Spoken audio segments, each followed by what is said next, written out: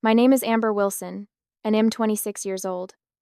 After 3 years of saving every penny from my physical therapy job, I finally bought my dream car, a midnight blue Ford Mustang GT. Then, just 2 weeks later, I woke up to an empty parking space. Panic turned to rage when I got a text from my sister Madison, posing with my car. My parents had given her the keys because she needed it more. That moment changed everything. With shaking hands, I called 911 and reported my own family for theft. Nobody expected what happened next. Before I dive into this story, let me know where you're watching from in the comments. Hit that like button if you've ever had to stand up for yourself against family, and subscribe to join our community of people who refuse to be doormats. Now let me take you back to where it all began. Growing up in the Wilson household meant accepting one unspoken rule. Madison came first. Always. As the older sister, I was expected to understand, to be mature, to sacrifice.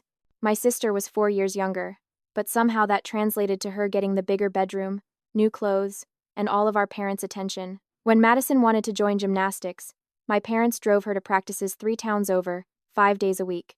But when I made the debate team, they couldn't find time to attend a single competition. I learned early to cheer for myself. Amber's just so independent, my mom would tell relatives, making a virtue out of their neglect. Madison needs more support. This pattern continued through high school. Madison's Sweet 16 featured a professional DJ, catered food, and a brand new iPhone. For my 16th birthday, I got a cake from the grocery store and a card with $20. I pretended it didn't hurt, but each incident carved a deeper groove of resentment inside me. When college applications rolled around, I discovered another harsh truth. The college fund my grandparents had set up for me was mysteriously depleted. My parents suggested community college would be more practical anyway. Meanwhile, they were touring private universities with Madison. I pieced together loans, scholarships, and worked 30 hours a week to put myself through state school. Those years were a blur of exhaustion, falling asleep in the library between classes, picking up extra shifts at the campus cafeteria, and struggling to maintain my GPA for my scholarship. After graduation, I landed a job as a physical therapist at Riverside Rehabilitation Center. The stability was intoxicating after years of scrambling. For the first time, I could breathe. I found a modest one-bedroom apartment 15 minutes from work. Nothing fancy, but it was mine. Every bill in my name. Every piece of furniture purchased with money I earned. Then I set my sights on a bigger goal, my dream car. Since high school, I'd kept a picture of a Ford Mustang GT on my bulletin board. It represented everything I wanted: power, independence, and the proof that I could provide for myself what my parents never would. I created a spreadsheet and calculated how much I needed to save each month. I brown-bagged lunches, skipped vacations, and picked up weekend clients for 3 years straight. When I finally walked into that dealership with my down payment, the salesman didn't take me seriously at first. "Maybe you'd like to look at something more practical," he suggested, steering me toward economy cars. "No," I said firmly. "I'm here for the Mustang GT, midnight blue." The day I drove it off the lot was the proudest moment of my life. The rumble of the engine, the new car smell, the way the steering wheel felt under my hands, it was perfection. I took the long way home, windows down, feeling for once like I had something special, something that was just for me. "Wow, must be nice to waste money like that," Madison commented when she saw it. Shed dropped out of college after 2 years and moved back home, where our parents continued to subsidize her finding herself phase. "It's not a waste to me," I replied, running my hand along the hood. "And I worked for every penny." My mother frowned. "You could have used that money for a down payment on a house, Amber. Or invested it. This is a bit showy, don't you think?" I just smiled. For once, their disapproval couldn't touch me. This car was mine, paid for with my money, registered in my name, insured by my policy. It was the one thing they couldn't diminish. Or so I thought. 2 weeks after bringing home my Mustang, everything changed, and the patterns established throughout my childhood were about to play out one final, catastrophic time. I'll never forget that Tuesday morning. I woke up at 5:30 a.m. as usual, made coffee, and grabbed my gym bag for my pre-work workout. I opened my front door and froze. The parking spot directly in front of my apartment, the one where my gleaming midnight blue Mustang should have been, was empty. My coffee mug slipped from my fingers, shattering on the concrete. Hot liquid splashed across my shoes, but I barely noticed. My mind raced through possibilities. Had I parked somewhere else last night? Had it been towed? Had someone stolen it? I ran to the apartment manager's office, banging on the door until a very sleepy Mr. Patel appeared. My car's been stolen. Did you see anything? Do you have security footage? He blinked groggily, then motioned for me to follow him to the small security office. The apartment complex had installed cameras just 6 months prior, a fact I'd never been so grateful for. We rewound the footage to 11:37 p.m. the previous night. My stomach dropped as a familiar sedan pulled into the lot. My parents' car. I watched in disbelief as my father walked to my Mustang, used a key, the spare key I'd stupidly left at their house for emergencies, and drove away with my car. My mother followed in their sedan. Those are my parents, I explained to Mr. Patel, my voice hollow. They took my car without asking me. I rushed back to my apartment and called my father's cell. Straight to voicemail. I tried my mother. Same result. I sent text after text, growing increasingly frantic. Where is my car? Why did you take my car? Call me right now. No response. I was about to call again when my phone pinged with a new message. From Madison. It was a photo of her sitting behind the wheel of my Mustang, making a peace sign, with the caption, "Thanks for the sweet ride, sis." My hands shook so badly I nearly dropped the phone. I called Madison immediately. Hey, she answered casually, as if she hadn't just sent me a picture of herself in my stolen vehicle. Where the hell is my car, Madison? I demanded. Oh, Mom and Dad brought it over last night. I have that big interview today, remember? I mentioned how showing up in something impressive might help, and Dad said I could borrow your car. Borrow? Nobody asked me. That's the theft, Madison. She laughed. Don't be so dramatic. We're family. What's yours is mine, right? Besides, you have that boring job with a fixed schedule. I actually need to make good impressions. I felt like I was suffocating. Put Dad on the phone, now. I heard muffled voices, then my father's irritated tone. Amber, you're overreacting. Madison has an important opportunity today. You stole my car, I shouted. I'm making payments on it. It's not yours to give away. We didn't steal anything, he scoffed. We're borrowing it. Madison needs to look successful for this interview. You know, first impressions matter. My car is not a prop for Madison's job interview. I have to get to work too. Take the bus. My mother's voice chimed in. She must have been listening on speaker. You're being selfish. Your sister needs this chance more than you need your fancy car for one day. It's my car. I paid for it. I didn't give permission for anyone to take it. Well, my father's tone turned cold. Maybe if you hadn't wasted money on something so impractical, you could have helped your sister get her own car. Family supports each other, Amber. You've always been so self-centered. The familiar accusations hit their mark. For a moment, I felt like that little girl again, being told her needs and feelings didn't matter. But then I looked at the empty parking spot. Thought about the thousands of dollars I'd saved, the payments I was responsible for, the insurance that probably wouldn't cover unauthorized drivers. Return my car immediately, I said, my voice suddenly calm, or I will report it stolen. My father laughed. Don't be ridiculous. We're your parents. That doesn't give you the right to take my property. I'm serious. Return it now. Madison needs it today. Shell, bring it back tonight. Stop being dramatic. No, this isn't a debate. That car is legally mine. Bring it back within the hour, or I'm calling the police. You wouldn't dare. My mother gasped. Try me, I replied, and hung up. I sat on my couch, staring at the clock. 1 hour. I gave them 1 hour to do the right thing. My phone buzzed with texts from both parents and Madison, alternating between guilt-tripping and minimizing. After everything we've done for you. It's just a car. Get over yourself. I can't believe you'd threaten your own family. You always want to ruin things for Madison. As the hour mark approached, I took a deep breath and made a decision that would change my relationship with my family forever. My finger hovered over the 911 button. Was I really going to do this? Report my own family for theft? I called my best friend Rachel first. They did what? She exclaimed after I explained the situation. Took my car. For Madison. Without asking. That's absolutely insane, Rachel said. And completely illegal. What are you going to do?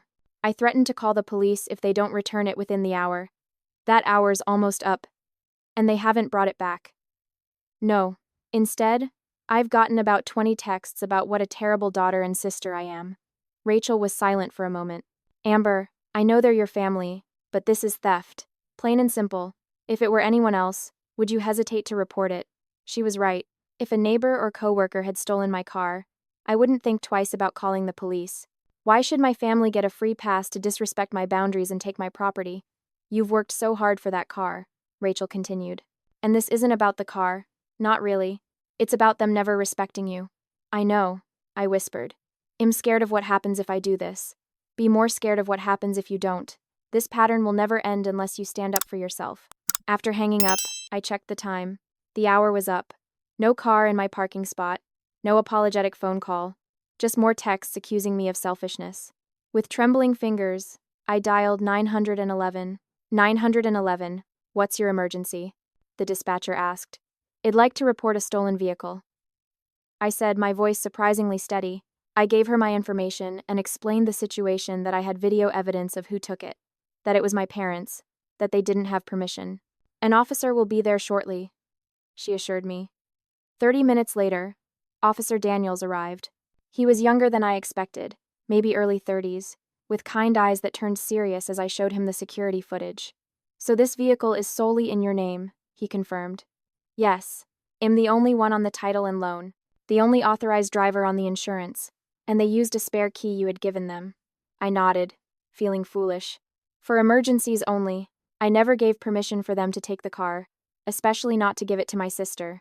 Officer Daniels took detailed notes. I understand this is a family matter, but unauthorized use of a vehicle is still a crime, regardless of relationship. He called my parents from his patrol car. I couldn't hear their response, but his expression told me everything I needed to know. When he returned, his face was grim. Your parents seem to think this is a misunderstanding. They claim they had implicit permission as your parents to use your vehicle. That's absolutely not true, I insisted. I explicitly told them to return it, or I would report it stolen. Officer Daniels nodded. I informed them that the vehicle has been reported stolen and entered into the system. They need to return it immediately to avoid further legal consequences. An hour later, I heard the distinctive rumble of my Mustang's engine. I rushed to the window to see my parents' sedan, followed by my car pulling into the parking lot. Madison was driving my Mustang, with my father in the passenger seat. My mother parked behind them, her face a mask of fury. I met them in the parking lot, Officer Daniels beside me. Madison got out, tossing my keys in my direction. They hit the pavement with a sharp clank. Happy now? She spat. That's when I noticed it, a long scratch along the driver's side door. The pristine leather interior had coffee spilled on the passenger seat. Fast food wrappers littered the floor. The new car smell had been replaced with cigarette smoke, though neither Madison nor my parents smoked. What did you do to my car? I gasped. Nothing. Madison shrugged. It's just a little scratch. Probably happened in a parking lot. Officer Daniels stepped forward. Mom, is this your vehicle? Yes, I replied, still staring at the damage. I need to see identification from everyone, please. While he verified everyone's IDs, my mother approached me. I can't believe you would do this to your sister, she hissed. Calling the police on your own family? What will people think? I can't believe you would steal from me, I replied. What does that say about you as parents? My father joined her. We didn't steal anything. We were borrowing it. Madison needed to make a good impression. You took my car without permission, I said firmly. That's the definition of stealing. We're your parents. That doesn't give you the right to take what isn't yours. After everything we've done for you, I laughed bitterly. What exactly have you done for me? I put myself through college. I pay my own bills. I saved for 3 years to buy this car. Name one thing you've done to help me as an adult. They were momentarily stunned into silence. Officer Daniels returned. Miss Wilson, do you want to press charges for unauthorized use of your vehicle? My parents' eyes widened. You wouldn't, my father said. I looked at my damaged car, then at Madison's smug face, then at my parents' expressions of entitled indignation. Yes, I said clearly. I want to press charges. Amber, my mother gasped. This is your final warning. I told them. Actions have consequences. You can't take what's mine. We're your family? Madison cried. Suddenly realizing this was serious.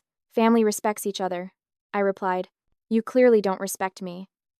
Officer Daniels explained the process as my family stood in shocked disbelief. My parents would be charged with unauthorized use of a vehicle, not grand theft auto, since they had used a key and there was a family relationship. They would need to appear in court. As they left my mother in tears, my father red-faced with rage, Madison shooting daggers with her eyes.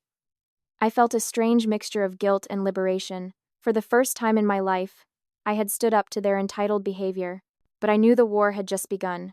The backlash started before my family even reached home. My phone exploded with notifications from our family text chain, a group I was typically ignored in unless someone needed something from me. Mom, I can't believe our own daughter would humiliate us like this. Dad, we raised you better than this, Amber. Madison, thanks for ruining my interview. I showed up late because of your drama. Uncle Rick, what's this I hear about you calling the police on your parents? Is this some kind of joke? Aunt Sarah, your mother is absolutely devastated. How could you do this to her? I set my phone down and took deep breaths. The police report showed that my parents had taken the car at 11:37 p.m. the previous night. Madison's interview had supposedly been at 2 p.m. today. Shed had plenty of time to get there in my car, which she had no right to use in the first place. My phone rang. Cousin Jennifer, who I hadn't spoken to in at least 2 years. You've really done it now, she said without even saying hello. Hello to you too, Jennifer. Don't get smart with me. Aunt Linda is at your parents' house right now. Your mom can't stop crying. Was this really necessary? Calling the police over a car. They took it without permission. They damaged it. Yes, it was necessary. It's family. Amber. Family helps each other out. Funny how that rule only applies when Madison needs something. Jennifer huffed. You've always been jealous of your sister. Everyone knows it. Everyone knows exactly what they've been told. I replied. I doubt Mom mentioned that I paid for that car myself after saving for 3 years. Or that Madison returned it with a huge scratch and trash all over the interior. It's a material possession, Jennifer said dismissively. Family is more important than things. You're right. And respect is an important family value. So is asking permission before taking something that doesn't belong to you. The conversation ended with Jennifer calling me selfish and heartless. It was the first of many similar calls. By evening, I'd heard from relatives I barely remembered, all unified in their outrage that I would dare hold my parents accountable. My Instagram and Facebook feeds became battlegrounds. Madison had posted a tearful selfie with the caption, "When your own sister chooses a car over family and gets your parents in legal trouble." The comments were filled with family members and her friends, expressing support and shock at my cruelty. My cousin Tyler tagged me in a post about entitled millennials who don't respect their elders. I shut down my social media accounts, unable to handle the onslaught. The next morning, I woke to an email from my mother. Amber, I've never been so disappointed in my life. Your father and I have always supported you, always encouraged your independence. We've sacrificed everything for you and your sister. And this is how you repay us? By humiliating us in front of the entire neighborhood? Officer Daniels is Karen's son from down the street. Everyone knows now. Madison is devastated. Her interview was ruined because she was so upset about what was happening. This job would have been her big break. But now that opportunity is gone because you couldn't share for one day. I don't recognize the daughter I raised. The Amber I know would never do this to her family. I can only assume you're going through something or someone has influenced you negatively. We're praying for you to come to your senses and drop these ridiculous charges. Mom, I read it 3 times, marveling at how Shed rewritten reality. My parents had always supported me. They'd sacrificed everything for me? In what universe? As for Madison's ruined interview, if it had even existed, how was that my fault? They had taken my car without permission, kept it after I demanded its return, and only brought it back when forced by law enforcement. Yet somehow, I was the villain in their story. The only surprise came later that afternoon, when my phone rang with a call from Aunt Denise, my mother's younger sister who had always been the black sheep of the family herself. Amber? It's Aunt Denise. I braced myself for another attack. Hi. I heard what happened. Are you okay? The unexpected kindness in her voice nearly broke me. Not really, I admitted. Everyone hates me. Not everyone, she said firmly. I've watched how they've treated you compared to Madison your whole life. It wasn't right then, and it's not right now. I found myself telling her everything, not just about the car, but about the years of favoritism, the college fund that disappeared, the celebrations that were forgotten. I believe you, she said when I finished. I saw it happening, and I should have said something sooner. Why didn't you? She sighed. Family dynamics are complicated. Your mother and I, we grew up with the same pattern. She was the golden child. I was the scapegoat. She's recreating what she knows. That doesn't make it okay. No, it doesn't. But understanding might help you realize this isn't about you being unworthy. It's about patterns they can't break. That night, I lay awake wondering if I'd done the right thing. Maybe I should drop the charges. Maybe I was overreacting. The familiar self-doubt crept in, the result of years of being told my feelings didn't matter. My perspective was wrong. But then I remembered the casual way Madison had tossed my keys to the ground, the entitled dismissal of the damage to my car, the assumptions that what was mine was automatically available for their use. No. This time I wouldn't back down. The court date was set for 3 weeks away. The charges: unauthorized use of a vehicle against both parents. I had no idea how much worse things would get before then. 5 days after I pressed charges, I received a certified letter. My parents had hired Patterson and Whitman, one of the most expensive law firms in the county. The letter, written in cold legal language, informed me that they would be vigorously defending against these baseless accusations, and suggested I reconsider this destructive course of action before irreparable damage is done to family relationships. I stared at the letter, anxiety churning in my stomach. I could barely afford my car payment, let alone a lawyer to match theirs. How would I fight this? That same afternoon, I took my car to the dealership for an assessment of the damage. The scratch along the driver's side would need the entire door repainted, $900, but that wasn't the worst of it. "Ma'am, when was the last time you had this vehicle serviced?" the mechanic asked, frowning at his tablet. "I just bought it 3 weeks ago," I replied. "Well, someone's been hard on it. The transmission fluid is low, there's damage to the undercarriage like it was driven over something it shouldn't have been, and..." He hesitated. "And what? It smells like someone's been smoking in here. A lot. That's nearly impossible to get out completely. The total estimate for repairs came to $3,200. My insurance would cover some of it, but because my parents had been unauthorized drivers, they were questioning their responsibility. It'd face a $500 deductible at minimum, and a potential insurance rate increase." When I called my parents to discuss the damage, my father answered, "Unless you're calling to tell us you've dropped the charges, we have nothing to say to you," he said flatly. "Our lawyer has advised us not to discuss this matter with you directly. The repairs for what you and Madison did to my car will cost over $3,000. I said, ignoring his statement. "Not our problem. The car was in perfectly fine condition when it left our possession." "That's a lie. There's a huge scratch, cigarette smoke everywhere, damage to the undercarriage." "Prove it was us," he interrupted. "Maybe you damaged it after we returned it to create sympathy for yourself. You've always been attention-seeking." I was stunned into silence. "Madison mentioned you were unhinged when she returned the car. Perhaps we should be concerned about your mental health. Creating false accusations, paranoia." "Are you serious right now?" I finally managed. "Our lawyer will be in touch about a potential countersuit for defamation and false reporting," he said, and hung up. The next day, Madison showed up at Riverside Rehabilitation Center where I worked. I was in the middle of a session with an elderly stroke patient when the receptionist interrupted. "Amber, I'm sorry, but your sister is in the waiting room causing a scene. She's demanding to see you immediately." I excused myself and found Madison pacing the waiting area, several patients watching uncomfortably. "What are you doing here?" I hissed, pulling her toward the hallway. "You've ruined everything," she shouted. "Do you know what it's like having parents facing criminal charges? Everyone's talking about it. I can't show my face anywhere." "Lower your voice. This is my workplace. I don't care. You don't care about embarrassing Mom and Dad. Why should I care about embarrassing you?" Dr. Winters, the clinic director, emerged from his office with a stern expression. "Is there a problem here, Amber?" "No, sir. My sister was just leaving," I said firmly, giving Madison a warning look. "Actually," Madison replied with a vindictive smile, "I'm concerned about my sister's mental health. She's been making up stories, acting paranoid, threatening our family. I think she might be having some kind of breakdown that could affect her ability to treat patients safely." The blood drained from my face. She was trying to get me fired. "Doctor." Winters looked between us, clearly uncomfortable. "I think you should leave, miss. Amber has an exemplary record here. For now," Madison snapped, then turned to me. "This isn't over." She left, but the damage was done. Dr. Winters called me into his office afterward. "Amber, I don't want to pry into your personal life, but is everything okay?" That was quite a scene. I explained the situation as briefly and professionally as I could. "I see," he said when I finished. "Well, your work here has been nothing short of excellent. But I must ask that you ensure your family disputes don't spill into the workplace again. It's disruptive to our patients." "Of course, it won't happen again. See that it doesn't," he said, not unkindly.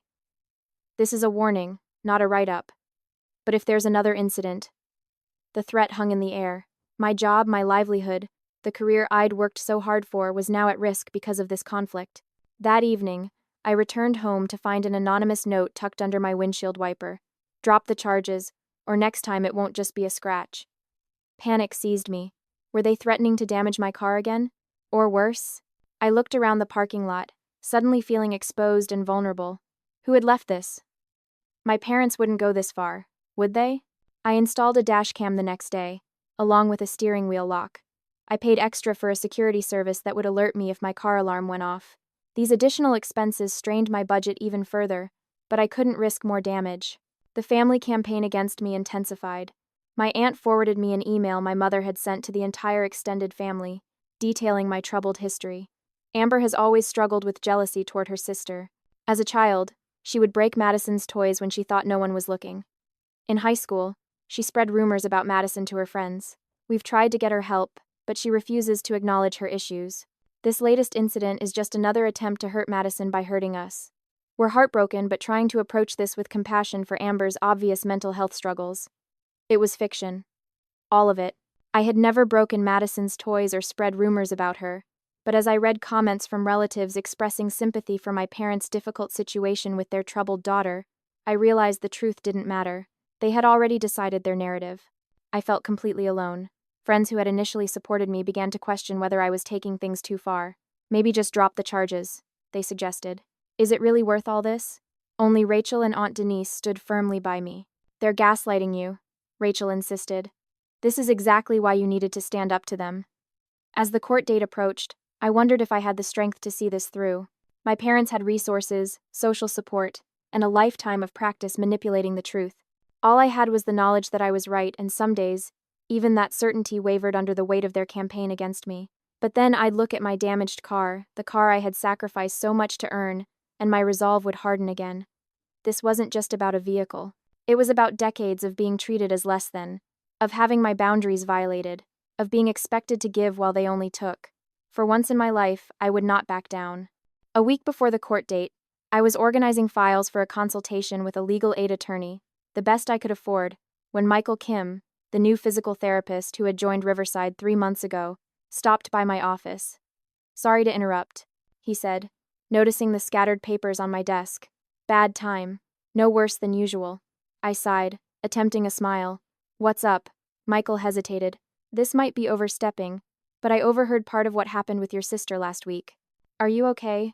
I was surprised by his concern. We'd been friendly but not close.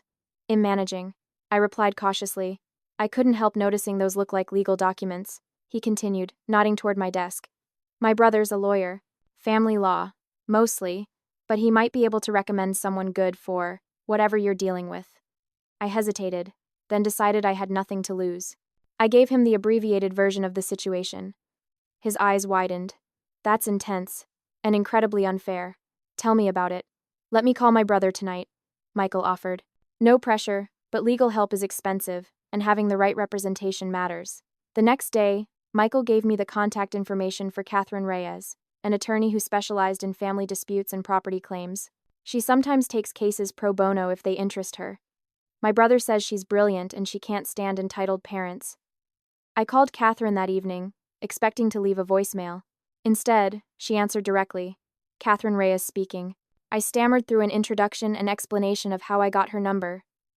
David Kim's referral, she said. He mentioned you might call. What can I help you with?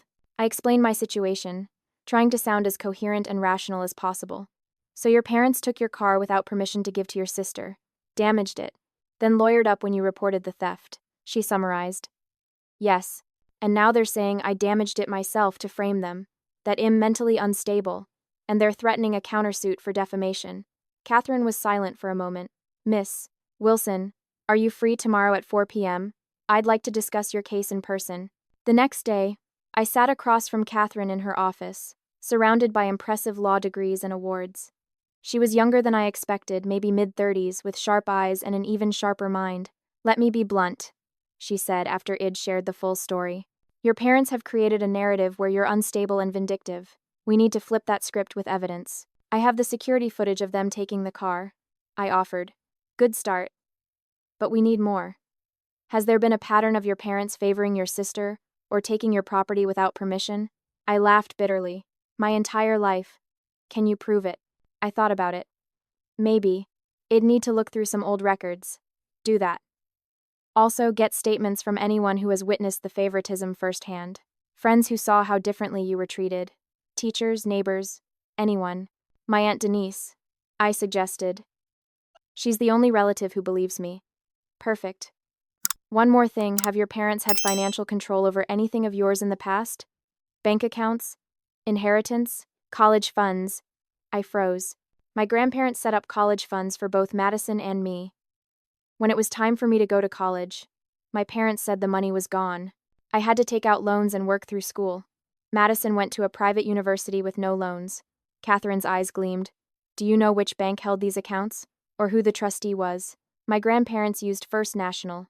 I don't know about trustees. We're going to subpoena those records, she said, making a note. If your parents misappropriated funds that were specifically designated for your education, that establishes a pattern of financial exploitation that supports your current claim. For the first time in weeks, I felt a spark of hope. You'll take my case. Catherine smiled. Let's just say I find your parents' behavior professionally offensive. And I hate bullies. Well, discuss fees later, but for now, let's focus on building your case. With Catherine's guidance, I began gathering evidence. Rachel provided a notarized statement about witnessing years of differential treatment.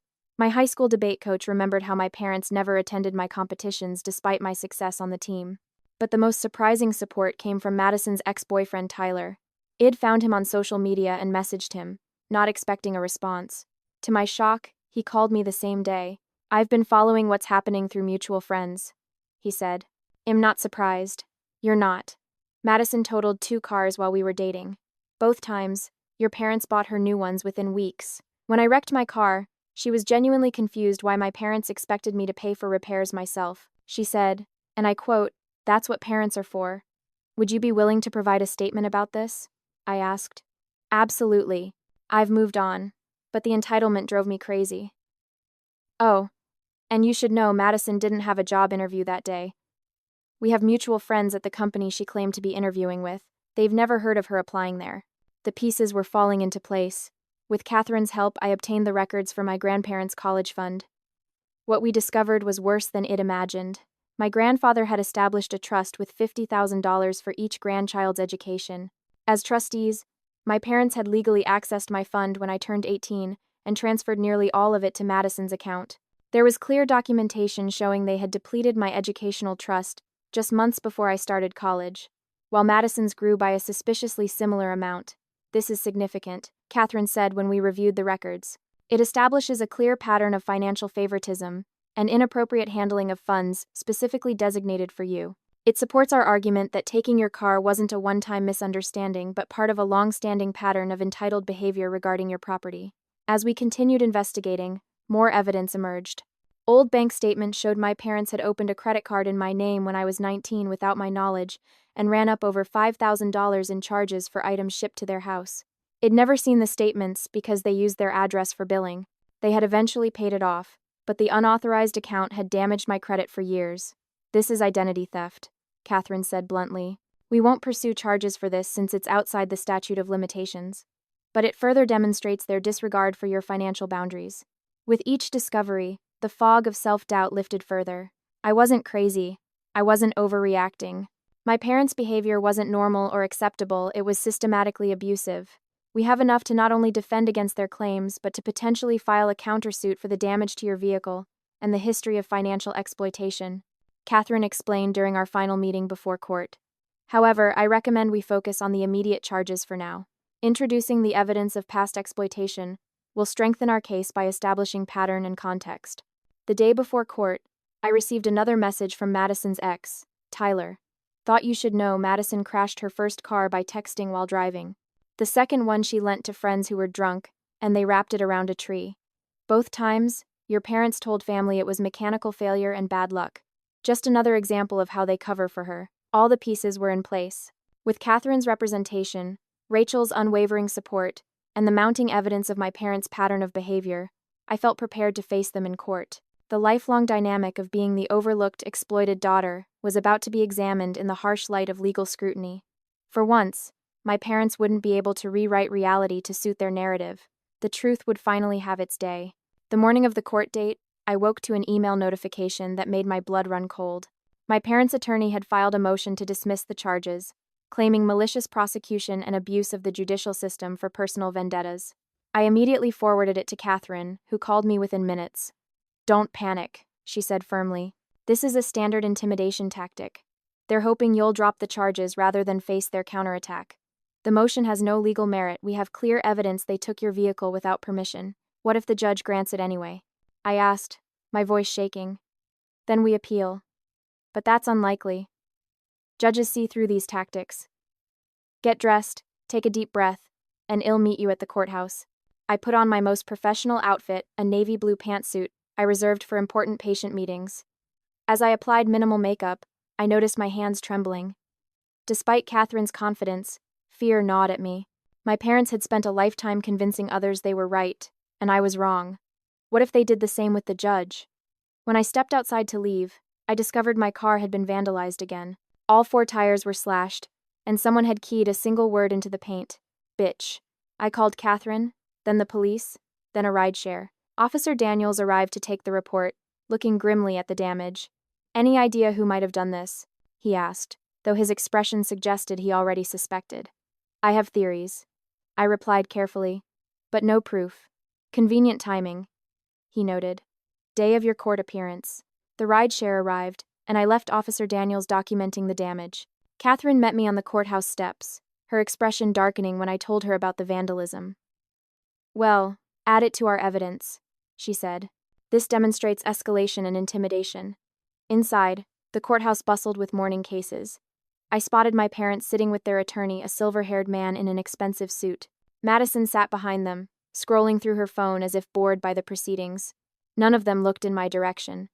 What I hadn't expected was the crowd of relatives filling the benches behind them. Aunts, uncles, cousins, at least 15 family members had shown up, all pointedly avoiding eye contact with me. Only Aunt Denise sat on my side, having driven 3 hours to be there. "Quite the family reunion," Catherine murmured. "They're trying to show community support. Don't let it intimidate you." The judge, a stern-looking woman in her 60s, called the case. As we approached the front, I felt the weight of my family's stares. My parents' attorney spoke first, his voice dripping with condescension. "Your Honor, this case should never have reached your courtroom. This is a family misunderstanding that my client's daughter has vindictively escalated. The Wilsons have been married for 30 years, upstanding community members, business owners who employ 15 people. Their daughter, the complainant, has a history of jealousy toward her sister and has manufactured this situation to cause her family public embarrassment," he continued, painting a picture of me as unstable and attention-seeking. According to him, my parents had implicit permission to use my car for family purposes, and I had maliciously reported it stolen to punish them for perceived childhood slights. My stomach churned as family members nodded in agreement. Would the judge believe these lies? When Catherine rose to speak, her voice was calm but firm. "Your Honor, what counsel describes as a family misunderstanding was, in fact, the unauthorized taking of a vehicle worth over $40,000, resulting in significant damage. We have security footage showing the defendants taking the vehicle at 11:37 p.m. without Miss Wilson's knowledge or consent. We have text documentation of Miss Wilson explicitly demanding its return and the defendants refusing. The law does not create exemptions for family members to take property without permission." The judge listened intently, then addressed my parents directly. "Mr. and Mrs. Wilson, did you take your daughter's car without explicit permission?" My father stood. "Your Honor, as her parents, we believed we had implied consent. Families share. That's not what I asked," the judge interrupted. "Did you ask for and receive explicit permission before taking the vehicle?" My father hesitated. "No. But and when your daughter discovered the car was missing and asked for its return, did you comply immediately?" We explained that her sister needed it for an important, again, not what I asked.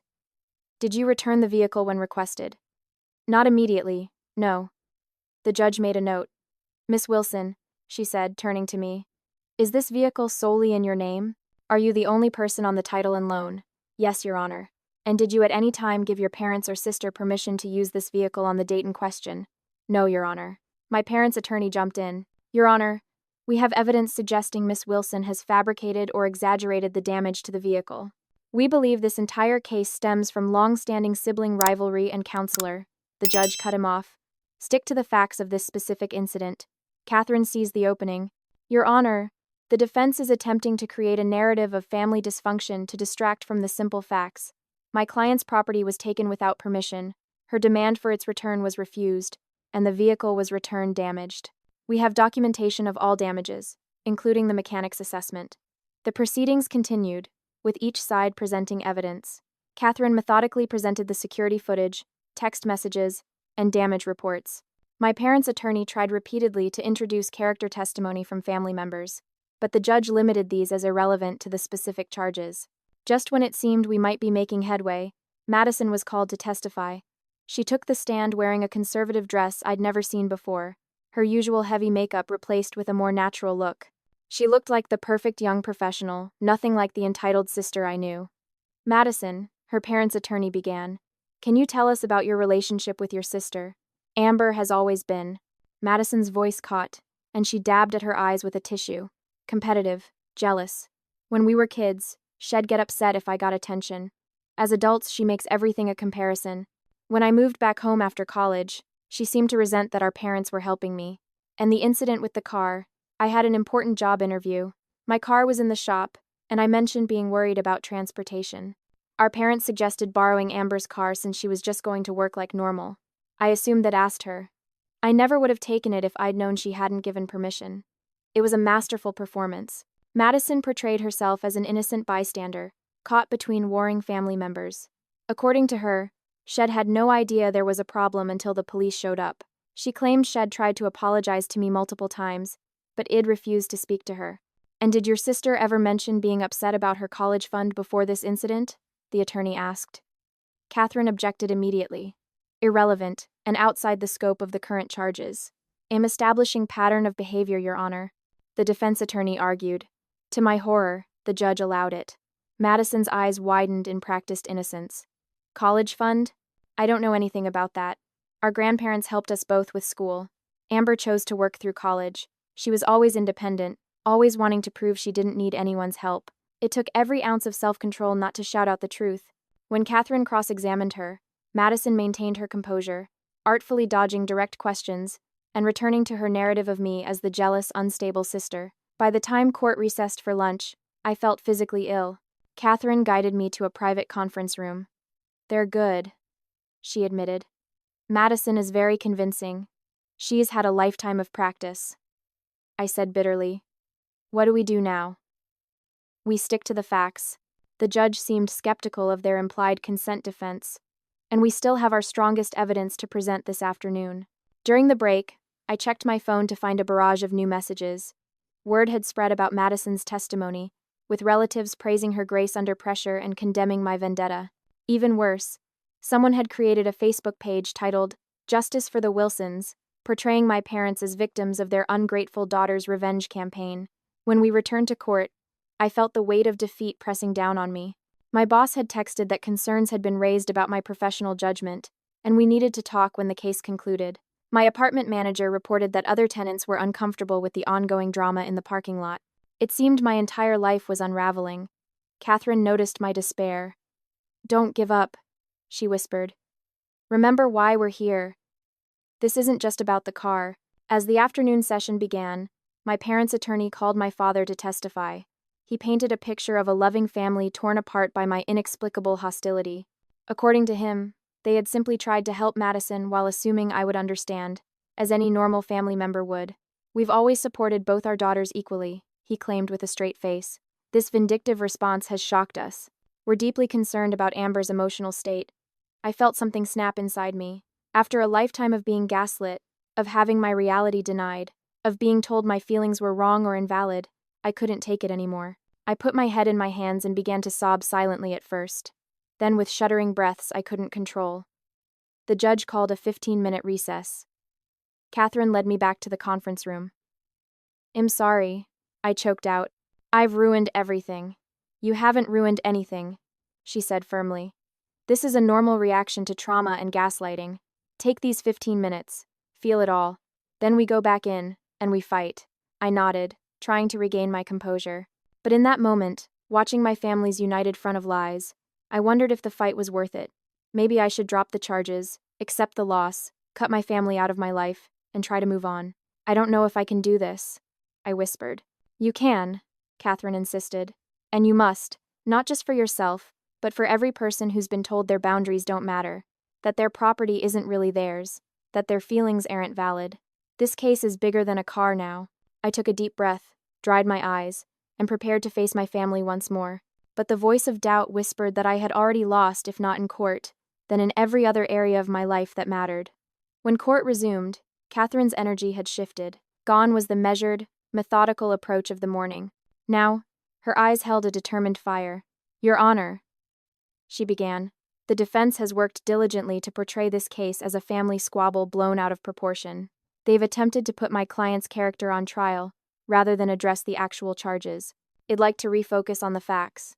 She presented the mechanic's detailed assessment of the damage to my car, including the cigarette smoke and undercarriage damage. Neither the defendant nor her sister smoke, Catherine pointed out, yet the vehicle returned, reeking of cigarettes. This suggests the car was loaned to yet another unauthorized person, someone who smokes further, demonstrating the defendant's disregard for my client's property rights. My mother shifted uncomfortably in her seat. Furthermore, Catherine continued, we have evidence this isn't an isolated incident, but part of a pattern of disrespect for my client's financial boundaries. The judge leaned forward. Counselor, I've already limited character evidence. This isn't about character, Your Honor.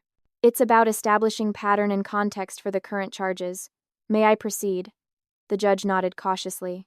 Catherine presented the subpoenaed records of my grandparents' education trust, displaying them on the courtroom's evidence screen. The documents clearly showed the establishment of 2 equal funds, and the subsequent transfer of funds from my account to Madison's just before I started college. As trustees, the defendants legally accessed Miss Wilson's education fund when she turned 18, Catherine explained. Instead of using it for its designated purpose, Miss Wilson's education, they transferred the majority to her sister's account. My parents' attorney objected vehemently, but the judge overruled him. These financial records are relevant to establishing a pattern of behavior regarding the defendant's respect for the plaintiff's property and financial boundaries, she stated. Catherine then presented evidence of the credit card opened in my name without my knowledge, the subsequent charges shipped to my parents' address, and the impact on my credit score.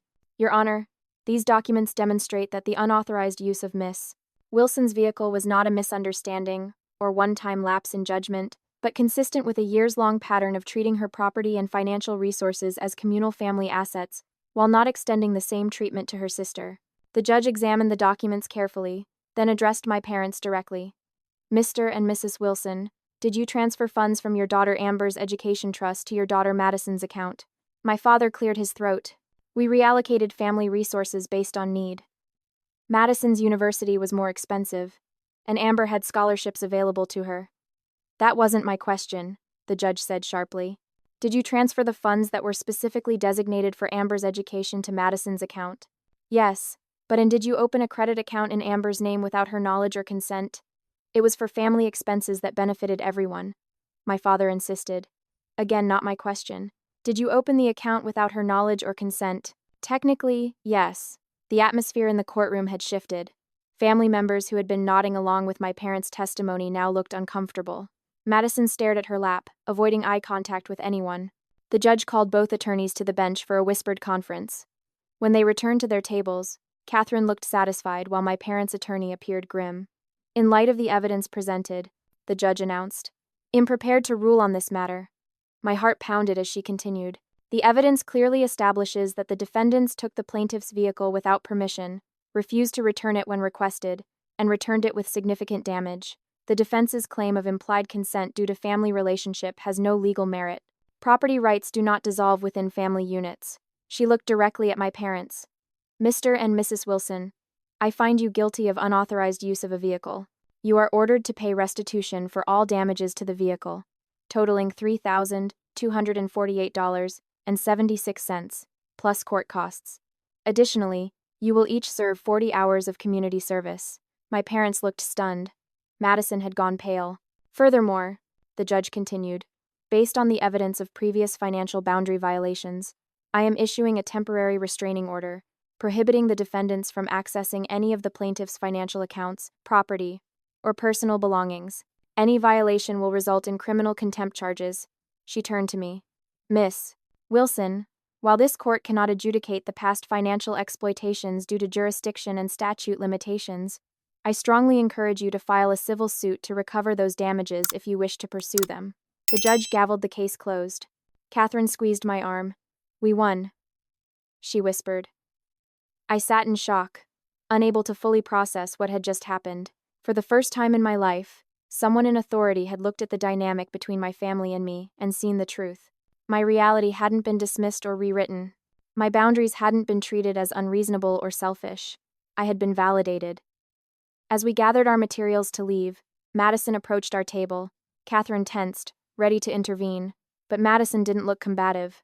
She looked defeated. I didn't know, she said quietly. About the college fund.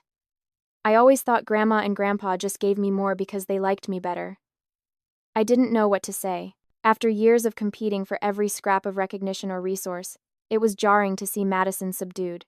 Did you really crash 2 cars before this? I asked, remembering Tyler's information. She flushed. Who told you that? Does it matter? Is it true? Madison looked away. The first one I was texting. The second, I let Jake drive after he'd been drinking. Dad told everyone it was mechanical failure. And there was no job interview the day you took my car. Was there? She had the grace to look embarrassed. I wanted to drive it. It's so much nicer than Mom's car. I didn't think it was a big deal. It wasn't yours to take, I said simply. Madison nodded slightly, then walked away to join our parents, who were huddled with their attorney, pointedly ignoring me. Aunt Denise approached, enveloping me in a tight hug.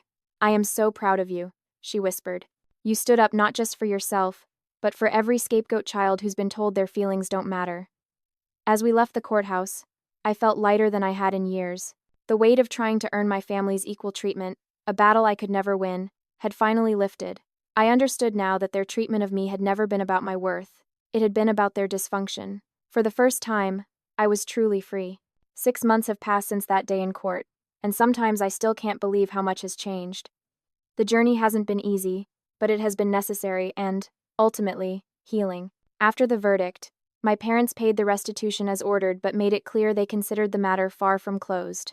My mother sent a single text. I hope you're satisfied with what you've done to this family. My father's attorney sent a formal letter stating they would comply with the court order, but believed the ruling was a miscarriage of justice they intended to appeal. They never did. The immediate aftermath was brutal. I lost several friends who couldn't understand why I would do this to my own family. My boss, though professional about the situation, scheduled me for fewer primetime slots with patients, affecting my income. The whispers and sideways glances at work became so uncomfortable that I eventually started looking for a new position. But alongside these losses came unexpected gains. Catherine referred me to a therapist specializing in family trauma, Dr. Elaine Chen, who helped me recognize patterns I'd never seen before. What you experienced is called scapegoating, Dr. Chen explained during one session. In family systems theory, the scapegoat is the family member who's blamed for all problems, while another child, in your case, Madison, becomes the golden child who can do no wrong.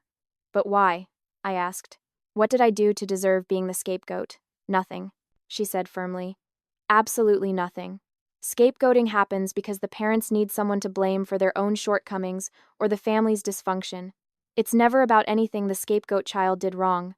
Those sessions became my lifeline as I processed not just the car incident, but decades of subtle and not-so-subtle messaging that I was less worthy, less important, less deserving than my sister. 3 months after the trial, I received an unexpected letter. Not an email or text, but an actual handwritten letter from Madison. Amber, I've been doing a lot of thinking since the trial. At first, I was angry at you for embarrassing our family.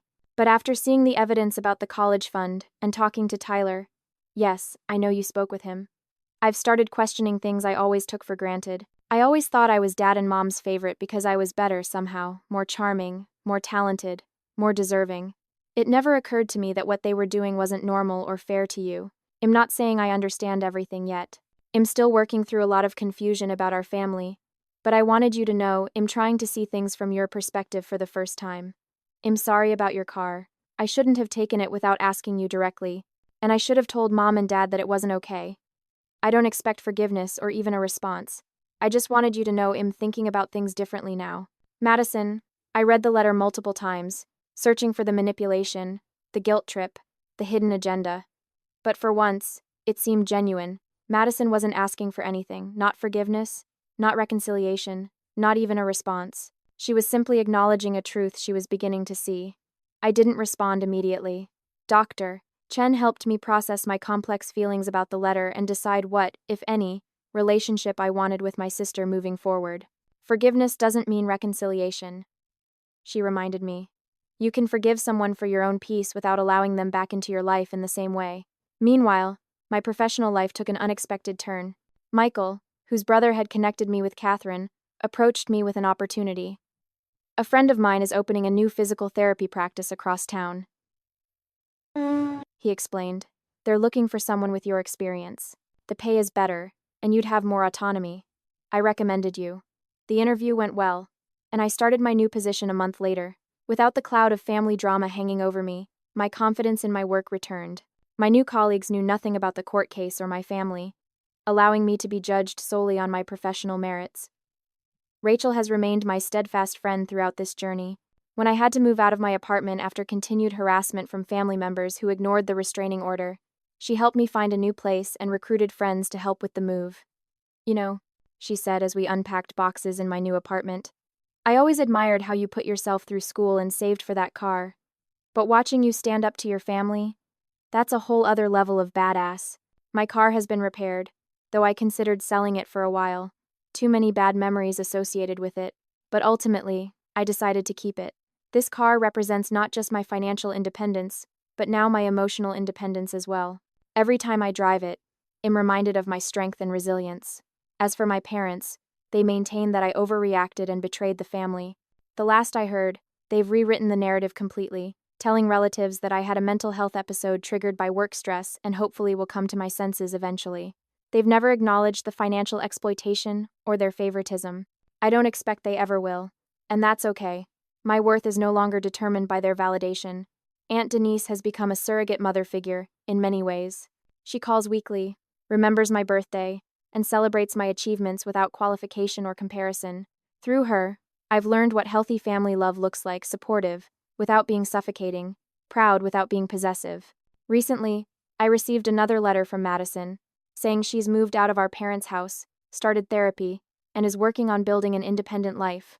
She's still in contact with our parents, but is establishing boundaries for the first time. She ended the letter with, I don't expect us to ever be close sisters like in the movies, but I hope someday we might have some kind of relationship on our own terms, not theirs. I'm still deciding how I feel about that possibility. Some days, the idea of any contact with anyone from my family of origin feels exhausting. Other days, I'm curious about the person Madison might become outside our parents' influence. Dr. Chen reminds me that healing isn't linear. Some days you'll feel strong and certain, she says. Other days, old doubts will creep in. Both are part of the process. The most important lesson I've learned through all of this is that family isn't defined by blood alone. Family should be the people who respect your boundaries, celebrate your successes without jealousy, support you through failures without judgment, and love you without conditions. Sometimes, those people are the ones you're born to. Sometimes, they're the ones you find along the way. And sometimes, you have to create healthy distance from your blood relatives in order to find your real family. I don't know what the future holds for my relationship with my parents or sister. What I do know is that I've broken a generational pattern of favoritism and scapegoating. I've established that my boundaries matter, my property matters, my feelings matter, I matter. And that knowledge is worth more than any car, no matter how shiny. Have you ever had to stand up to family members who crossed your boundaries? How did you handle it? Did you maintain the relationship or decide to create distance? I'd love to hear your experiences in the comments below.